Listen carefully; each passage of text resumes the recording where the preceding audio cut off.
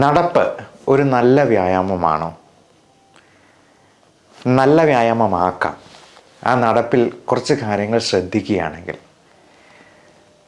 Hippocrates പറഞ്ഞിരിക്കുന്നത് walking is the best medicine എന്നാണ്. So walk with your dog എന്ന് പറയും. നമ്മൾ ഫോറിൻ കൺട്രീസിലൊക്കെ പോയെന്നാൽ, പ്രത്യേകിച്ച് യൂറോപ്പിലോ ഓസ്ട്രേലിയയിലോ അമേരിക്കയിലോ ഒക്കെ പോയെന്നാൽ അവിടുത്തെ ആൾക്കാരൊക്കെ എന്നും അവരുടെ പട്ടികളെയും കൊണ്ട് നടക്കാൻ ഇറങ്ങും. അത് പട്ടിക്കും നമുക്കും ഒരുപോലെ എക്സസൈസുമാണ്, മാനസിക ഉല്ലാസമാണ് എന്നുള്ളതാണ് അതിനകത്ത് പ്രധാനപ്പെട്ട കാര്യം. പല പട്ടികൾക്കും ഹാർട്ട് അറ്റാക്ക് വരാറുണ്ട് എന്നുള്ളത് നമുക്ക് ചിലപ്പോൾ പുതിയ അറിവായിരിക്കും. നായ്ക്കുട്ടികൾക്ക് ചിലപ്പോൾ ഹാർട്ട് അറ്റാക്ക് പോലും മരണമടയുന്ന ചില ബ്രീഡുകൾ പോലും ഉണ്ടത്രേ. അപ്പോൾ ഈ നടപ്പ് എന്ന് പറയുന്നത് പോലീസ് ഡോഗ്സിന് പോലും ചിലപ്പോൾ കൊടുക്കാറുണ്ട്. നമ്മുടെ വീടിനടുത്ത് കുറച്ച് പോലീസ് ഡോഗ്സിനെ ട്രെയിൻ ചെയ്യുന്നുണ്ട്. അപ്പോൾ എല്ലാ ദിവസവും ഇവന്മാരെയും കൊണ്ട് 1 മണിക്കൂർ അവിടുത്തെ ട്രെയിനർ നടക്കാനായിട്ട് പോകുന്നത് നമ്മൾ കാണാറുണ്ട്. അപ്പോൾ ഈ ട്രെയിനിങ് എന്ന് പറയുന്നത് പോലും അത് നായ്ക്കൾക്ക് ഉണ്ടാകുന്നുണ്ട് എന്നുള്ളത് നമുക്ക് ഒരു പുതിയ അറിവായിരിക്കും. അപ്പോൾ നമ്മൾ നമ്മുടെ ശരീരത്തെ കീപ്പ് ചെയ്യാനായിട്ട് നമ്മുടെ എക്സസൈസിൽ എന്തെല്ലാം കാര്യങ്ങൾ ശ്രദ്ധിക്കണം, ഈ നടപ്പ് അതൊരു നല്ല നടപ്പാക്കി മാറ്റാൻ എന്തെല്ലാം വേണം എന്നെല്ലാം നമുക്കിതൊന്ന് ഡിസ്കസ് ചെയ്യാം. നമസ്കാരം, ഞാൻ doctor Bipin Jose, Pazhama medical centre, Pala, Kanjirappally and Sulthan Bathery. നമ്മൾ ഒരു എക്സസൈസ് നല്ല എക്സസൈസ് ആക്കണമെന്നുണ്ടെങ്കിൽ അതിൽ 3 കമ്പോണൻസ് ഉണ്ടാവണം. ഈ 3 കമ്പോണൻസ് പറയുന്നത്, ഒന്ന് അത് എയ്റോബിക് ആക്ടിവിറ്റി ഉണ്ടാക്കണം, അല്ലെങ്കിൽ കാർഡിയാക് എക്സസൈസ് ആയിരിക്കണം. നമ്മുടെ ഹൃദയത്തെയും ശ്വാസകോശത്തെയും നല്ലപോലെ എൻ്റർടൈൻ ചെയ്യുന്ന രീതിയിൽ അതൊരു കാർഡിയോ റെസ്പിറേറ്ററി ആക്ടിവിറ്റി ആയെന്നാൽ മാത്രമേ അതിന് നമുക്ക് എയ്റോബിക് എന്ന് വിളിക്കാൻ പറ്റുള്ളൂ. അതായത് നമ്മുടെ ഹാർട്ട് റേറ്റ് ഒരു 140 വരെ ഇൻക്രീസ് ചെയ്യണം. അതുപോലെ നമ്മുടെ റെസ്പിറേറ്ററി റേറ്റ് ആണെങ്കിലും ഒരു 25 വരെയെങ്കിലും ഇൻക്രീസ് ചെയ്തെന്നാൽ മാത്രമേ അത് നല്ല രീതിയിൽ നമ്മുടെ ശരീരത്തിനൊരു യൂസ്ട്രസ്സായി മാറുന്നു എന്നുള്ളത് ഉറപ്പിക്കാനായിട്ട് കഴിയുള്ളൂ. അതുകൊണ്ട് തന്നെ ഈ നടത്തം നല്ല വേഗത്തിലാക്കിയെന്നാൽ നമുക്ക് അത് ഈ പറയുന്ന കാർഡിയാക് ആക്ടിവിറ്റി ആക്കാൻ പറ്റും. അപ്പോൾ പലപ്പോഴും ഈ ചാട്ടമാണെങ്കിലും ഓട്ടമാണെങ്കിലും മാരത്തോണൊക്കെ റൺ ചെയ്യുന്നതാണെങ്കിലും നമ്മുടെ നാൽക്കാലികൾ ആയിട്ടുള്ള മൃഗങ്ങളിൽ നിന്നും നമ്മൾ പരിണാമം സംഭവിച്ച ഇരുകാലികളായി മാറിയപ്പോൾ നമ്മുടെ ശരീരം അത് നടപ്പിന് വേണ്ടിയാണ് ക്രമീകരിച്ചിരിക്കുന്നത്, അല്ലെങ്കിൽ അങ്ങനെയാണ് പരിണമിച്ചിരിക്കുന്നത് എന്നുള്ളതാണ് ശാസ്ത്രം പറയുന്നത്. അതുകൊണ്ട് തന്നെ ഏറ്റവും നല്ലൊരു എക്സസൈസാണ് നടപ്പ്. പക്ഷേ ആ നടപ്പ് നല്ല കാർഡിയാക് ആക്ടിവിറ്റി ആക്കിയെന്നാൽ, അതൊരു യൂസ്ട്രസ് ആക്കിയെന്നാൽ മാത്രമേ അതിനെ ഒരു എക്സസൈസായിട്ട് കണക്ക് കൂട്ടാൻ പറ്റുള്ളൂ എന്ന് മാത്രം. അതല്ലാതെ നമ്മൾ നടക്കുന്നത് നമുക്ക് മാനസികോല്ലാസം ഉണ്ടാകാനായിട്ടും നമ്മുടെ സ്ട്രെസ്സ് കുറയ്ക്കാനും ഒക്കെ സഹായിക്കും. നമ്മുടെ ഹാപ്പി ഹോർമോൺസ് ആയിട്ടുള്ള എൻഡോർഫിൻ, സൈറ്റോകിൻ, ഡോപ്പമിൻ തുടങ്ങിയ സംഗതികളെല്ലാം റിലീസ് ചെയ്യുന്നത് വഴിയാണ് നമ്മുടെ സ്ട്രെസ് ഒത്തിരി കുറയുന്നത്. അതുവഴി നല്ല ഉറക്കം കിട്ടാനായിട്ടും നമ്മുടെ BP, ഷുഗർ എല്ലാം കൺട്രോളിലാക്കാനും കൊളസ്ട്രോൾ ലോവർ ചെയ്യാനും അതിൻ്റെ കോംപ്ലിക്കേഷൻസിലോട്ട് പോകാതിരിക്കാനും ഒക്കെ ഈ നല്ല നടപ്പ് നമ്മളെ സഹായിക്കുന്നതാണ്. അതിനോടൊപ്പം നല്ല ബ്രിസ്ക് വാക്കിംഗ് കൂടിയാണെന്നുണ്ടെങ്കിൽ നല്ല കാർഡിയാക് ആക്ടിവിറ്റി കിട്ടുകയായി. ഇനി രണ്ടാമത്തെ മെയിൻ കമ്പോണൻറ്റ്, ഈ എക്സസൈസിന് ഒരു സ്ട്രെങ്തനിങ് ഭാഗം കൂടി ഉണ്ടായിരിക്കണം എന്നുള്ളതാണ്. നമ്മൾ ഈ മസിൽ ബിൽഡിംഗ് എന്ന് പറയുന്നത് അത് ജിംനേഷ്യത്തിൽ പോകുന്ന ആൾക്കാർക്ക്, മസിൽ ബിൽഡേഴ്സിന് മാത്രമുള്ളതല്ല. നമ്മുടെ എല്ലാ മസിൽസിനെയും ബിൽഡ് ചെയ്യാനായിട്ട് നമ്മൾ ഡമ്പല് തന്നെ എടുത്ത് പൊക്കണമെന്നില്ല. നമുക്ക് 1 ലിറ്റർ കുപ്പി വെള്ളത്തിനകത്ത് വെള്ളം നിറച്ചിട്ട് അത് തന്നെ ഡമ്പലായിട്ട് ഉപയോഗിക്കാം. ഇനി അങ്ങനെയുള്ള ഒരു എക്സസൈസും നമുക്ക് ചെയ്യാനായിട്ട് പറ്റുന്നില്ല എന്നുണ്ടെങ്കിൽ നമുക്ക് ഈ പറയുന്ന പുഷപ്പ് പോലും നല്ലൊരു മസിൽ സ്ട്രെങ്തനിങ് എക്സസൈസാണ്. കാര്യം ആ പുഷപ്പിൽ തന്നെ ഈ 3 കമ്പോണൻറ്റ് അതിനകത്ത് ഉൾപ്പെട്ടിട്ടുള്ളതാണ്.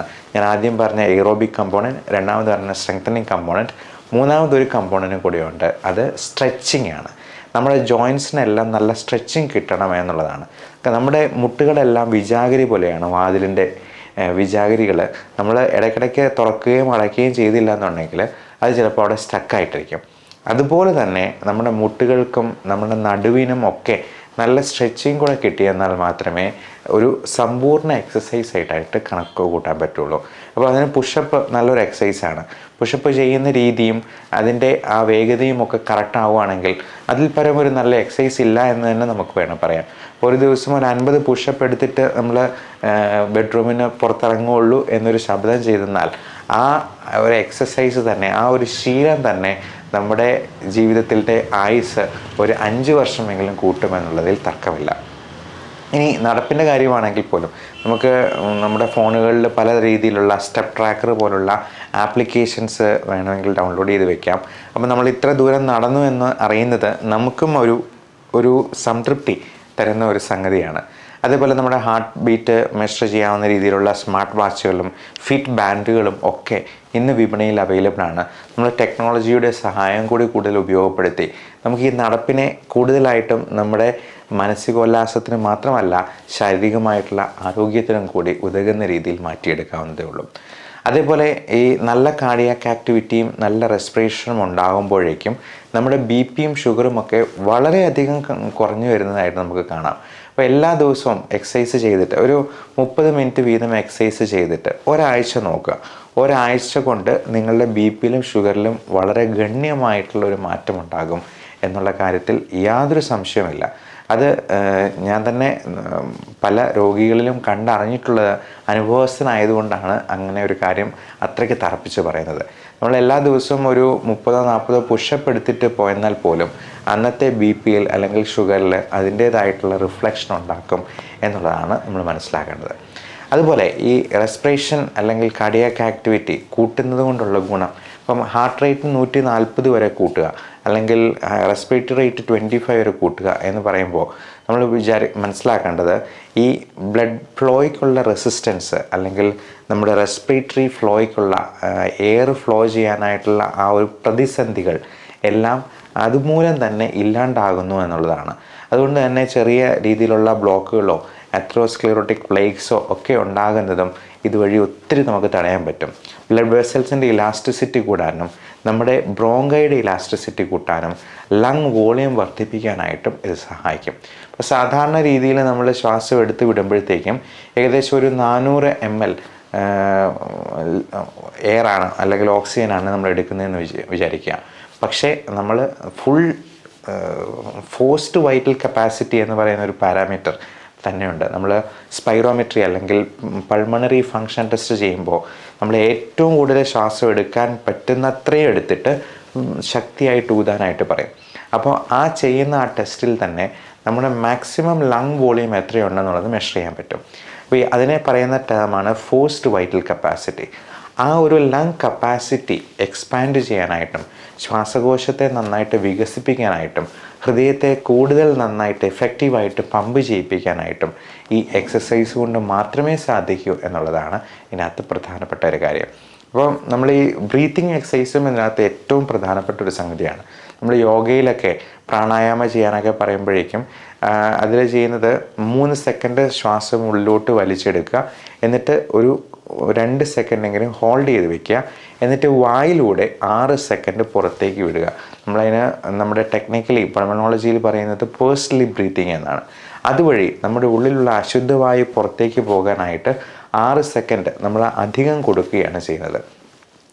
അപ്പോൾ അങ്ങനെ ചെയ്യുമ്പോഴേക്കും നമ്മുടെ ലങ്സ് പൂർണ്ണമായിട്ടും എംപ്റ്റി ചെയ്യാനായിട്ടും പിന്നീട് നല്ല രീതിയിൽ ശ്വാസം എടുക്കാനായിട്ടും അത് നമ്മുടെ കോശങ്ങൾക്കെല്ലാം ആവശ്യത്തിന് ഓക്സിജൻ കിട്ടാനായിട്ടും സഹായിക്കും എന്നുള്ളത് കൊണ്ടാണ് ഈ എക്സസൈസിന് അല്ലെങ്കിൽ ബ്രീത്തിങ്ങിന് ഇത്രമാത്രം പ്രാധാന്യം യോഗയിലും മറ്റ് തരത്തിലുള്ള വ്യായാമങ്ങളിലും വരാനുള്ള പ്രധാനപ്പെട്ട കാരണം.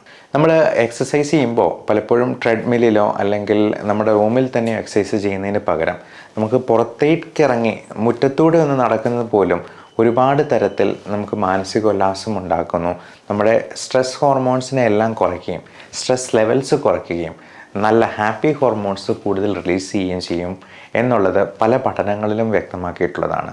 പ്രത്യേകിച്ചും ഒരു ചെറിയ കുറ്റിക്കാട്ടിലൂടെ അല്ലെങ്കിൽ ഫോറസ്റ്റിലൂടെ ജംഗിളിലൂടെയൊക്കെ നടക്കുന്നത് പലതരത്തിലുള്ള കളേഴ്സ് നമുക്ക് നമ്മുടെ കണ്ണുകൾക്ക് കിട്ടുന്നതും അത് കണ്ണിൻ്റെ ആരോഗ്യത്തിന് പോലും ഗുണകരമാണ് എന്നുള്ളതാണ് ഇതിനകത്ത് വളരെ രസകരമായിട്ടുള്ള വസ്തുത. നമ്മൾ ടി വി കണ്ടുകൊണ്ടൊക്കെ ട്രെഡ്മിൽ ചെയ്യുന്നതിന് പകരം നമുക്ക് പുറത്തോട്ടിറങ്ങി ഒന്ന് നടക്കുന്നതാണ് കൂടുതൽ ശുദ്ധമായി കിട്ടാനായിട്ടും നമുക്ക് ഉതകുന്ന രീതിയിൽ. അതുപോലെ നമുക്ക് എന്തെങ്കിലും പ്രാർത്ഥനകൾ ചൊല്ലിക്കൊണ്ട് നടക്കാം. ഇപ്പം നമ്മൾ റോസറി ചൊല്ലിക്കൊണ്ട് നടക്കുന്നവരുണ്ട്, മുസ്ലിം സഹോദരങ്ങളാണെന്നുണ്ടെങ്കിലും പ്രാർത്ഥിച്ചുകൊണ്ട് നടക്കുന്നവരുണ്ട്. അപ്പോൾ ആ രീതിയിൽ നമുക്ക് പ്രാർത്ഥനയും എക്സസൈസിനെയും കൂടി ഇൻകോർപ്പറേറ്റ് ചെയ്ത് ചെയ്യാമെന്നുള്ളതും നമുക്ക് പ്രത്യേകമായിട്ട് ശ്രദ്ധിക്കാവുന്നൊരു കാര്യമാണ്. നടക്കുമ്പോൾ നമ്മുടെ പോസ്ചർ വളരെ കറക്റ്റായിരിക്കാനായിട്ട് പ്രത്യേകം ഓർക്കുക. നടക്കുമ്പോൾ നല്ലൊരു വാക്കിംഗ് ഷൂസ് വാങ്ങിച്ച് നടക്കാനായിട്ടും പ്രത്യേകം ഓർക്കുക. നമ്മുടെ പോസ്ചർ, നമ്മുടെ നടുവ് സ്ട്രെയിറ്റ് ആയിട്ട് നിർത്തിക്കൊണ്ട് തന്നെ നടക്കുന്നതും സ്ട്രെയിറ്റ് ലൈനിൽ നടക്കുന്നതും ഏറ്റവും നല്ല രീതിയിൽ നമ്മുടെ പോസ്ചർ മെയിൻറ്റെയിൻ ചെയ്യാനും ജോയിൻസിൻ്റെ ആരോഗ്യത്തിനും ഹെൽപ്പ് ചെയ്യുന്നതാണ്. അപ്പോൾ ഇത് എത്ര തവണ നടക്കാൻ പറ്റുമോ അത്രയും നല്ലത്. നമ്മൾ ബാങ്കിൽ ക്യാഷ് ഇടുന്നത് പോലെ എത്രത്തോളം കൂടുതൽ റിസർവ് ചെയ്യുന്നു അത്രമാത്രം നമ്മുടെ ആയുസ്സും ആരോഗ്യവും കൂടുന്നു എന്നുള്ളതാണ് നമ്മൾ ഓർക്കാവുന്നത്. ആ ഒരു ഉപമ തന്നെ നമ്മുടെ മനസ്സിലുണ്ടെങ്കിൽ നമുക്കത് കൂടുതൽ നടക്കാനായിട്ട് ഒരു ഊർജം കൂടുതൽ കിട്ടിയേക്കും. അപ്പം ബാങ്കിൽ ക്യാഷ് ഇടുന്നത് പോലെ നമ്മുടെ സേവിങ്സ് ബാങ്ക് അക്കൗണ്ടിൽ എത്രമാത്രം സേവിങ്സ് കൂട്ടുന്നു അത്രമാത്രം നമ്മുടെ ആയുസ്സും ഈ നടപ്പ് വഴി കൂട്ടാനായിട്ട് പറ്റും. അപ്പോൾ 5000 സ്റ്റെപ്സ് എന്നുള്ള ടാർഗറ്റ് പതുക്കെ 10,000 ആയിരിക്കട്ടെ, അതിലും പതുക്കെ കൂട്ടാനായിട്ട് നമുക്ക് ശ്രമിക്കാം. അത്രമാത്രം നമ്മുടെ ആയുസ്സിനും ആരോഗ്യത്തിനും അത് മുതൽക്കൂട്ടാവും എന്നുള്ളതിൽ തർക്കമില്ല. എക്സസൈസ് കൊണ്ടുള്ള മറ്റൊരു പ്രധാനപ്പെട്ട ഒരു ഗുണം ഹോർമോണിൻ്റെ ബാലൻസിങ് ആണ്. പലപ്പോഴും പല രീതിയിലുള്ള അസുഖങ്ങളിലും ഓട്ടോ ഇമ്മ്യൂൺ അസുഖങ്ങളിലും പ്രത്യേകിച്ച് ഓട്ടോ ഇമ്മ്യൂൺ തൈറോയിഡൈറ്റിസ് പോലുള്ള കണ്ടീഷൻസിലും റുമറ്റോയ്ഡ് ആർത്രൈറ്റിസ് പോലുള്ള കണ്ടീഷനിലുമൊക്കെ ഈ പറയുന്ന ആവശ്യത്തിന് ഓക്സിജൻ കിട്ടാത്ത ഒരു സംഗതിയും കൂടി ഒരു വലിയ ഫാക്ടറായിട്ട് വരുന്നു എന്നുള്ളത് പലർക്കും അറിയില്ല. നമ്മൾ റുമറ്റോയ്ഡ് ആർത്രൈറ്റിസിനെ നമ്മൾ പറയാറുണ്ട് അതിനെ പേര് മാറ്റി അലർജിക് ആർത്രൈറ്റിസ് എന്നാക്കി മാറ്റണമെന്ന്. കാരണം ഈ അലർജി തന്നെ റുമറ്റോയ്ഡ് ആർത്രൈറ്റിസിന് ഒരു വലിയ ഓട്ടോ ഇമ്മ്യൂൺ ട്രിഗറിങ് ഫാക്ടറാണ്. ഓട്ടോ ഇമ്മ്യൂൺ കണ്ടീഷൻസ് ആയിട്ടുള്ള തൈറോയിഡിന് പോലും നമ്മൾ കഴിക്കുന്ന ഭക്ഷണത്തിലെ അലർജികൾ കാരണമാകാറുണ്ട്. അതുകൊണ്ട് തന്നെ അലർജിക് ആയിട്ടുള്ള ഫുഡ് കഴിക്കുമ്പോൾ എന്താ സംഭവിക്കുക, നമ്മുടെ ശ്വാസകോശത്തിലോട്ട് കിട്ടുന്ന ഓക്സിജൻ്റെ അളവിലും കുറവ് വരുന്നുണ്ട്. നമുക്കറിയാം അലർജിയുടെ ഏറ്റവും കോമൺ ആയിട്ടുള്ള symptoms allergic rhinitis, allergic bronchitis, ചുമ, കഫക്കെട്ട്, ശ്വാസമുട്ടൽ, വലിവ് തുടങ്ങിയവയൊക്കെയാണ്. അപ്പോൾ ഇത് നമ്മുടെ ഉറക്കത്തിനിടയിൽ പോലും മൂക്കടപ്പും പ്രശ്നങ്ങളും അനുബന്ധ തടസ്സങ്ങളും ഒക്കെ ഉണ്ടാകുന്നതുകൊണ്ട് ഓക്സിജൻ കുറഞ്ഞു പോവുകയും അത് ആകെ മൊത്തമല്ല ഒരു ഇൻഫ്ലമേറ്ററി റിയാക്ഷനും കാരണമാകുന്നുണ്ട്. ഉറക്കത്തിനിടയിലുള്ള കൂർക്കമ്പലി പോലും ഹാർട്ട് അറ്റാക്കിനും സ്ട്രോക്കിനും ഒരു പ്രധാനപ്പെട്ട കാരണമാണ് എന്നുള്ളത് ഈ കൂട്ടെ തന്നെ നമ്മൾ പറഞ്ഞു പോകേണ്ടതുണ്ട്. അപ്പോൾ ഈ റുമറ്റോയ്ഡ് ആർത്രൈറ്റിസിനെ അലർജിക് ആർത്രൈറ്റിസ് എന്ന് പേര് മാറ്റി വിളിക്കണമെന്ന് പറയുന്നതിൻ്റെ കാരണവും ഇത് തന്നെയാണ്. നമ്മുടെ അലർജിയുടെ കാരണങ്ങളും കണ്ടെത്തി അത്തരത്തിലുള്ള അലർജി പ്രശ്നങ്ങളെ പൂർണ്ണമായിട്ടും പരിഹരിച്ചെന്നാൽ മാത്രമേ ബാക്കി എല്ലാ അസുഖങ്ങൾക്കും ഒരു പൂർണ്ണ പരിഹാരമാകത്തുള്ളൂ എന്നുള്ളതും നമ്മൾ ഓർക്കേണ്ടതുണ്ട്. അപ്പം അലർജി കണ്ടീഷൻസിനെ നമുക്ക് എങ്ങനെ കംപ്ലീറ്റ് ആയിട്ട് ട്രീറ്റ് ചെയ്യാമെന്നുള്ളത് ഇമ്മ്യൂണോതെറാപ്പി എന്ന് പറയുന്ന ഒരു ട്രീറ്റ്മെൻറ്റിൻ്റെ കാര്യത്തെക്കുറിച്ച് ഞാൻ മുമ്പൊരു വീഡിയോയിൽ ചർച്ച ചെയ്തിരുന്നു. അപ്പോൾ ഇത്തരത്തിൽ ആർത്രൈറ്റിസ് പോലുള്ള കണ്ടീഷൻസിലും നമുക്ക് അലർജിക് ആയിട്ടുള്ള കണ്ടീഷൻസിലും നമുക്ക് ശ്വാസകോശ സംബന്ധമായിട്ടുള്ള പ്രശ്നങ്ങളുടെയൊക്കെ എക്സസൈസും നല്ല നടപ്പും നല്ല ആരോഗ്യവും അത്യാവശ്യമായിട്ടുള്ളൊരു സംഗതിയാണ്. ആ നല്ല ആരോഗ്യം ഉണ്ടാക്കിയെടുക്കാൻ നടപ്പിനെ നല്ല നടപ്പാക്കി മാറ്റാൻ എന്തെല്ലാം കാര്യങ്ങൾ ശ്രദ്ധിക്കാമെന്നുള്ളത് നിങ്ങളുടെ പ്രിയപ്പെട്ടവരിലേക്ക് ഷെയർ ചെയ്തെത്തിക്കുക. എല്ലാവർക്കും നല്ല ശാരീരിക മാനസിക ആരോഗ്യം ആശംസിക്കുന്നു. Love and regards doctor Bipin Jose, pulmo medical centre, Pala, Kanjirappally and Sulthan Bathery.